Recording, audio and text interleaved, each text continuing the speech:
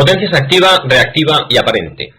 Vamos a calcular en primer lugar en una conexión en triángulo. Para ello volvemos a la figura 13. Vemos cuál es la conexión. Esta figura que tenemos aquí, vemos un receptor conectado en triángulo. Vemos que se trata de un receptor de un sistema trifásico equilibrado, puesto que las tres impedancias son iguales. Muy bien, para el cálculo procedemos a calcular la potencia aparente en cada una de las impedancias, de tal forma que esta es igual a el valor de la tensión de línea por el conjugado de la intensidad de fase. Bien, recordemos por un momento, volvemos brevemente a esta figura, que en una conexión en triángulo la tensión de fase y la tensión de línea son como normalmente. Sin embargo, la intensidad de fase se considera como la intensidad que va desde el nodo A al nodo B, en este caso va desde la fase R hasta la fase S, ¿de acuerdo? Esto se considera como intensidad de fase. Sin embargo, se considera como intensidad de línea a la intensidad que va por cada fase, ¿de acuerdo? En este caso, I sub R es la intensidad de línea e I sub RS es la intensidad de fase. Bien, hecha esta aclaración, procedemos al cálculo de la potencia aparente. Hacemos el cálculo en cada una de las impedancias, ¿de acuerdo? Vemos que el desfase entre la tensión de línea y la intensidad de fase es de phi, lógicamente en cada una de las impedancias. Como el desfase es el mismo, para calcular la potencia aparente total, sumamos las tres potencias aparentes en forma compleja y obtenemos este resultado que tenemos aquí, ¿de acuerdo? Bien. Poniendo el fasor de la potencia aparente en forma binómica, podemos obtener tanto la potencia activa, que corresponde a la parte real, como la potencia reactiva, que corresponde a la parte imaginaria. Si operamos únicamente sobre el valor eficaz de la intensidad, nosotros sabemos que el valor eficaz de la intensidad, en este caso, decimos que la intensidad de línea es raíz de 3 veces la intensidad de fase. Por lo tanto, y en este caso, 3 partido por raíz de 3 es justamente raíz de 3, ¿de acuerdo? Según esta ecuación y esta ecuación. 44 y 45. Si sobre las ecuaciones 44 y 45 aplicamos la ley de Ohm, bien, nosotros decimos simplemente en la ley de Ohm que la tensión de línea es igual a la impedancia por la intensidad de fase, ¿de acuerdo? Pues simplemente sustituimos en esta ecuación y nos queda esta ecuación de aquí, ¿de acuerdo?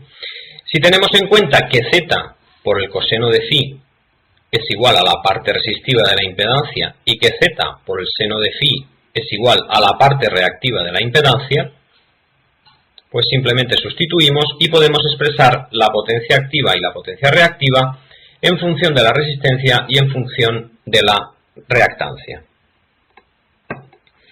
Operando sobre estas dos ecuaciones que tenemos aquí, podemos expresar también la potencia activa y la potencia reactiva en función de la intensidad de línea, teniendo en cuenta que la intensidad de fase es igual a la intensidad de línea partido por raíz de 3, siempre en valor eficaz, hablamos en valores eficaces.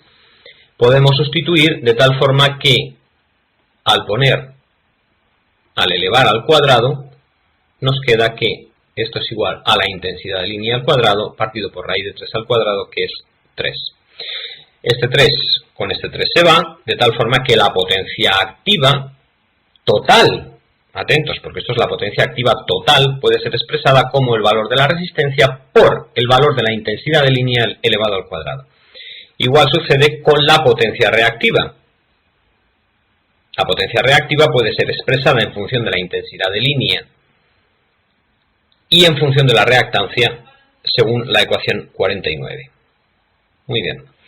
Se procede ahora a utilizar la tensión de fase y la intensidad de fase para el cálculo de las distintas potencias.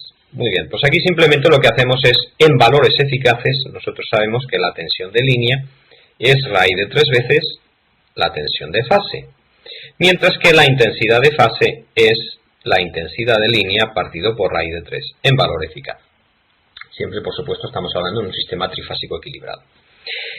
Por lo tanto, sustituyendo estos valores, sustituimos U sub L e I sub F, y nos queda finalmente que podemos expresar la potencia activa como función de la tensión de fase y la intensidad de línea. Igual procedemos de la misma forma con la potencia reactiva y podemos expresar la potencia reactiva en función de la tensión de fase y la intensidad de línea.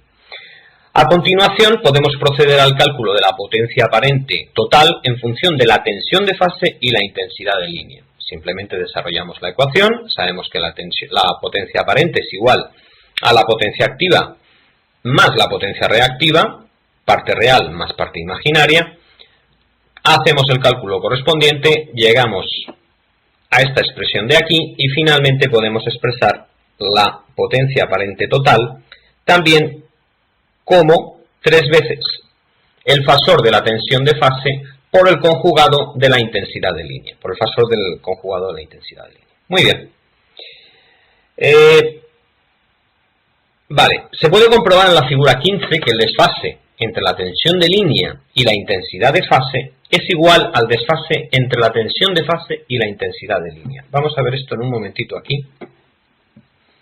Aquí tenemos en secuencia directa una conexión en triángulo, ¿de acuerdo?